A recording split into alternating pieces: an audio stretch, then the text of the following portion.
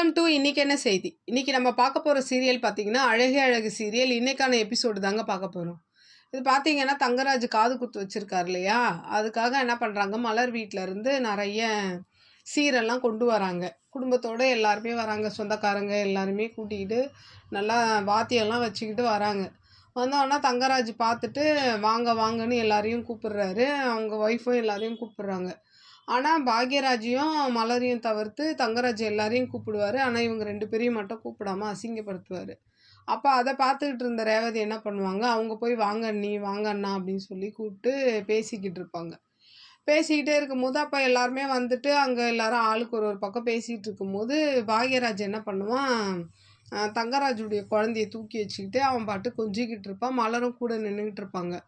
ரேவதியும் பேசிக்கிட்டு இருப்பா, என்னென்ன எப்படி இருந்துச்சு, வர்றதுலாம் நல்லா இருந்துச்சு அப்படின்னு கேட்டே இருப்பாங்க பாருங்க. அதுக்குள்ளே என்ன பண்ணுவான், இந்த இந்த பக்கம் பார்த்தீங்கன்னா பாக்யராஜ் அவங்க அப்பா வந்து, இவன் ஏன் இந்த மாதிரிலாம் பண்ணிக்கிட்டு இருக்கான், அவரை வெறுப்பேற்றுறதுக்காக குழந்தைய தூக்கி வச்சுக்கிட்டு இருக்கான், இவன் திருந்தவே மாட்டானா அப்படி இப்படின்னு திட்டிகிட்டு இருப்பாரு. இந்த பக்கம் பார்த்தீங்கன்னா தங்கராஜ் என்ன பண்ணுவார், ரேவதியை கூப்பிட்டு திட்டுவார். ஏன் பிள்ளைய தூக்க, அவன் யாரு, அவன் யாரு, கீழே இறக்கி விட சொல்லு அப்படின்ற மாதிரி கத்துவான் இவளை கூப்பிட்டு. அப்போ அவள் சொல்லுவா, எங்க தாய் மாமாங்க, குழந்தைய தூக்குனா என்னங்க அப்படின்ற மாதிரி அவள் சொல்லும் போதும் இவன் கேட்க மாட்டான். உடனே அவங்க அப்பா இல்லை, இவன் எப்போ பார்த்தாலும் மாப்பிள்ளையை கோவப்படுத்திக்கிட்டே இருக்கான் அப்படின்னும் போது என்னன்னு தெரில, அவங்க அம்மா திடீர்னு பாக்யராஜுக்கு ஃபேவராக பேசுவாங்க. என்னங்க அவன் தாய் மாமா, அவன் தங்கச்சி குழந்தைய அவன் தூக்கணும்னு ஆசைப்பட மாட்டானா அப்படின்னும் போது அப்போ அவர் சொல்லுவார், ஆசை இருக்கலாம், அதுக்காக மாப்பிள்ளையை கோவப்படுத்த முடியுமா அப்படின்ற மாதிரி பாக்யராஜ் அப்பா சொல்வார். உடனே என்ன ஆகிடும், இந்த பாக்யராஜ் அம்மா வந்து நாக்குசம் அந்த குழந்தைங்கள அவங்கக்கிட்டேருந்து கூட்டிகிட்டு வந்துடுவாங்க. அப்போது இவன் சொல்லுவான் தங்கராஜ், என் மனசில் இருக்கிறது மாமாவுக்கு சொல்லாமே தெரியுது, ஆனால் உனக்கு வந்து நீ என் பொண்டாட்டி, ஆனால் நான் எல்லாமே உனக்கு சொல்லி சொல்லி புரிய வைக்கணுமான்ற மாதிரி அங்கேயும் திட்டிகிட்டே என்ன பண்ணோம், எல்லாரும் சாமி கும்பிட போவாங்க. சாமிலாம் கும்பிடும் போதே அப்போது குழந்தைகிட்ட என்னமோ மலர் பேசிக்கிட்டே இருப்பாங்க. அதுக்கு கூட அந்த கிழவி வந்து அந்த தங்கராஜோட அம்மா இருக்காங்கல்ல, அவங்க வந்து எதுக்கு இப்படி சாமி கும்பிடும்போது கத்திக்கிட்டே இருக்கீங்க, பேசிக்கிட்டே இருக்கீங்கன்ற மாதிரி அங்கேயும் அவங்கள பிடிச்சி ஒரு மாதிரி அவமானப்படுத்துகிற மாதிரி சொல்லும்.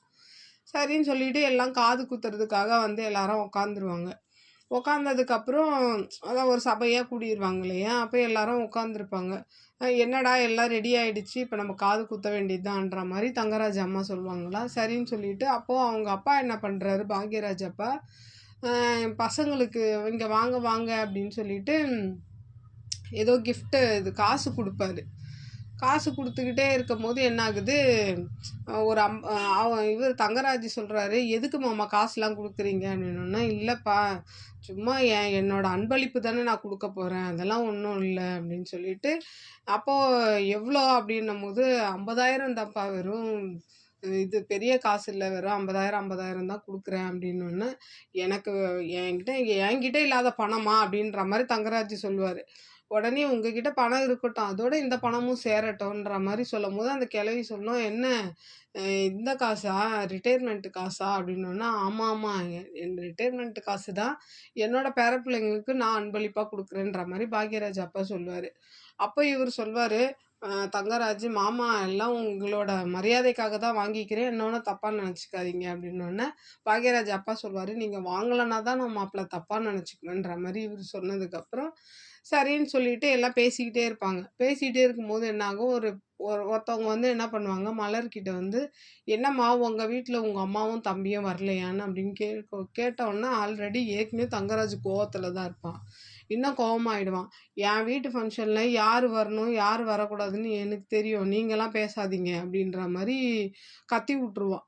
கத்தி விட்டதுக்கப்புறம் சரின்னு சொல்லிட்டு எல்லாரும் என்ன பண்ணுவாங்க, சரி சீர் வைங்க, கம்பல் வைக்கணும்ல, அதுக்காக பேசிக்கிட்டே இருக்கும்போது என்ன சொல்லுவாங்க, அந்த தங்கராஜ் அம்மா இருக்காங்கல்ல, அவங்க என்ன பண்ணுவாங்க, என்ன கம்பல்லாம் வருமா வராதா காது குத்துறதுக்கு அப்படின்ற மாதிரி ஒரு மாதிரி குத்தி காமிக்கிற மாதிரி பேசுவாங்க.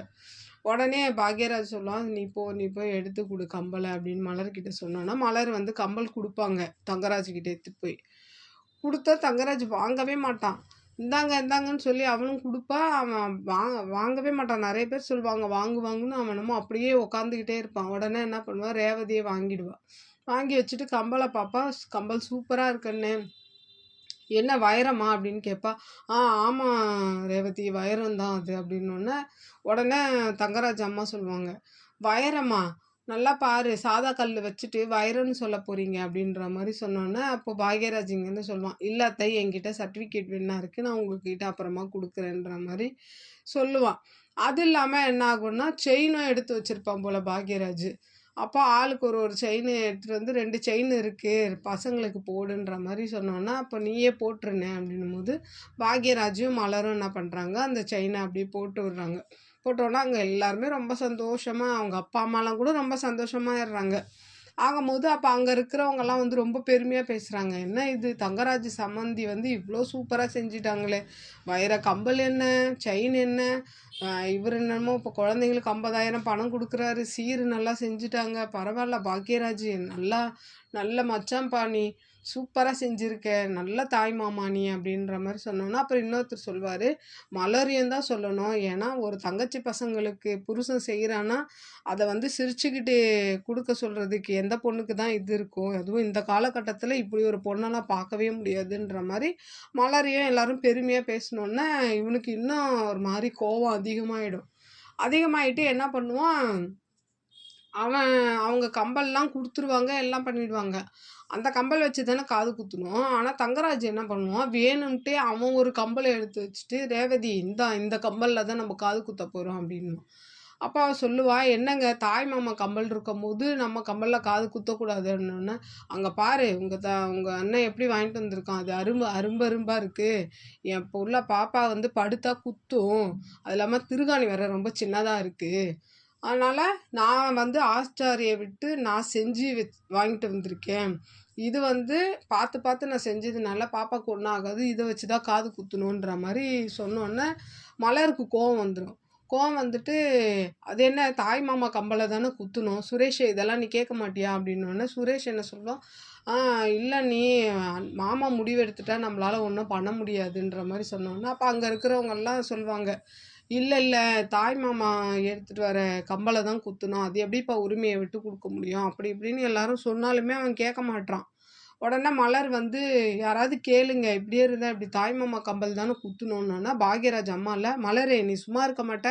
அப்படின்ற மாரி மலரையும் புடிச்சு திட்டுவாங்களா, அதனால என்ன பண்ணுவாங்க, மலர் வந்து அப்படியே ஒரு மாரி சைலன்ட்டா ஆயிடுவாங்க.